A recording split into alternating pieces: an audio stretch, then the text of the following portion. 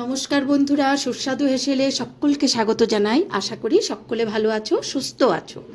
বন্ধুরা, আজকে আমি কই মাছের একটা রেসিপি তোমাদের সঙ্গে শেয়ার করছি। এটা একটা খুব সাবেকি রান্না। তেল কই আমরা অনেকে অনেক রকমভাবে রান্না করে থাকি, এটা একটু অন্যরকম। তো এর মধ্যে আমি এখানে দেখো কয়েকটা কই মাছ আমি লবণ দিয়ে হলুদ দিয়ে মাখিয়ে রেখে দিয়েছি আগের থেকে। আর এখানে 1 চামচ গোটা জিরে, 1 চামচ মৌরি আর 2টো শুকনো লঙ্কা আর একটা এলাচ দিয়ে আমি 10 মিনিট আগে ভিজিয়ে রেখেছি। এটাকে আমি এখন মিক্সিতে বেটে নেব। আর রান্নাটা করব সর্ষের তেলে, আর ফোড়ন দেব আমি কালো জিরে। তোমরা দেখতে থাকো। তো আমি মিক্সির জারের মধ্যে এই মশলা যেটা আমি ভিজিয়ে রেখেছিলাম এটা দিলাম, আর সাথে দিলাম কয়েকটা মশলা। এখানে একটা ছোট সাইজের একটা পেঁয়াজ আমি কেটে রেখেছি, আর এক টুকরো আদা আমি কেটে রেখেছি, এটা আমি দিয়ে দিলাম। এটা আমি এখন একটু পেস্ট করে নেব।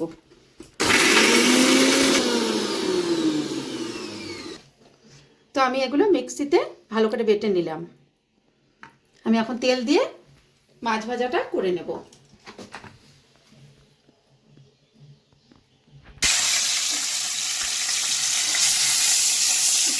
মাছগুলো আস্তে আস্তে দিয়ে ভাজা করতে থাকি। মাছগুলো আমি খুব একটা বেশি ভাজবো না, হ্যাঁ বন্ধুরা, একটু নরম নরম থাকলে ভালো লাগবে। কিন্তু মাথার দিকটা, যেহেতু কই মাছের একটু শক্ত, তাই মাথার দিকটা একটু ভালো করে ভেজে নিও তোমরা, আর নয়তো কাঁচা কাঁচা একটা গন্ধ থেকে যাবে।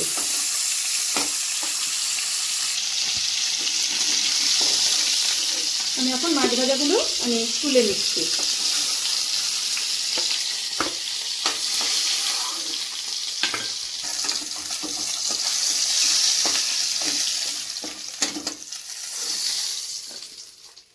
হ্যাঁ বন্ধুরা, তো তেল দিয়ে দিয়েছি ওই মাছ ভাজা তেলের মধ্যে, আরেকটু তেল দিয়ে দিয়েছি। যেহেতু তেল কই, সেহেতু তেল একটু বেশি লাগবে, তাই আমি বড় বড় 2 চামচ তেল দিয়ে দিলাম আরও।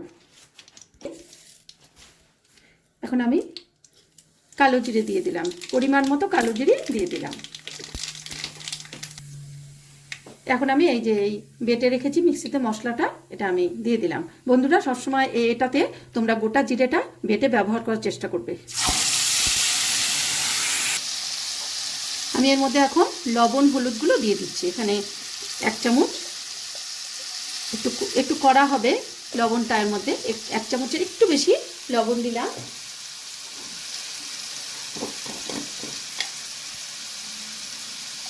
এখানে আমি 2টো শুকনো লঙ্কা দিয়েছি, তাই এইখানে 1 চামচ আমি ঝালের গুঁড়ো দিলাম।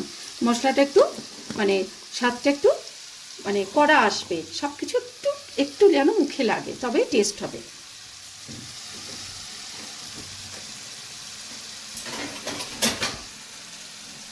এক চামচের কম ধনে গুঁড়ো দিলাম,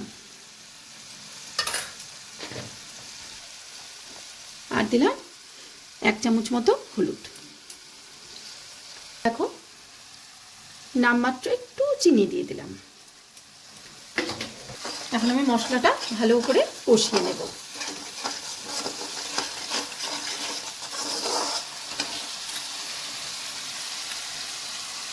একটু জল দিয়ে দিলাম মশলার বাটিটা ধুয়ে। বন্ধুরা, তোমরা এই সময় অর্ধেক টমেটো এর মধ্যে কেটে দিয়ে দিতে পারো। আজকে আমার কাছে টমেটোটা নেই, তাই আমি দিলাম না, কিন্তু টমেটোটা দিলে বন্ধুরা স্বাদটা অনেক বেড়ে যাবে। আমি এখন অল্প একটু গরম জল দিয়ে দিলাম, দিয়ে আমি 2টো কাঁচা লঙ্কা দিয়ে দিলাম। এটা একটু ঝোলটা ফুটলে আমি মাছগুলো দিয়ে দেবো বন্ধুরা। এখন আমি মাছগুলো দিয়ে দিলাম। রান্নাটা একদম সহজ বন্ধুরা, শুধু এর মধ্যে বাটা মশলা যেটা দেবে সেটা একটু পরিমাণটা ঠিক করে একটু বুঝে দিও, দেখবে এর স্বাদটা অন্যান্য তেলকইয়ের থেকে অনেকটা বেশি ভালো লাগবে।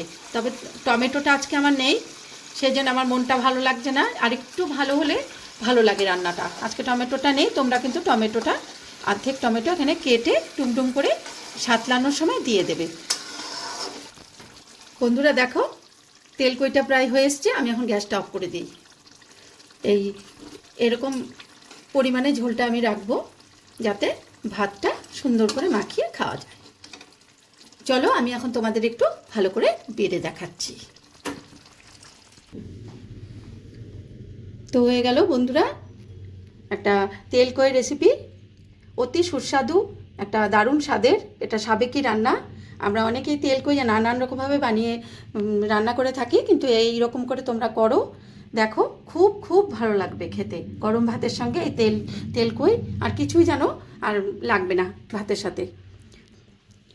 বন্ধুরা যাওয়ার আগে আরেকবার বলি যে চ্যানেলটা তোমরা প্লিজ প্লিজ সাবস্ক্রাইব করো, বেল আইকন প্রেস করো ইউটিউবে, যাতে আমার রান্নাগুলো তোমাদের কাছে তাড়াতাড়ি পৌঁছে যায়। আর ফেসবুকে থাকলে আমার পেজটা সুস্বাদু হেসেল নাম, সেটাতে তোমরা গিয়ে একটু আমাকে একটু রান্নাগুলো দেখে লাইক কমেন্ট করো, আমাকে একটু উৎসাহিত করো, পাশে থাকো। আবার একটা নতুন ভিডিও নিয়ে তোমাদের সামনে আমি উপস্থিত হব। ততদিন পর্যন্ত আজ তবে এইটুকু থাক, বাকি কথা পরে হবে।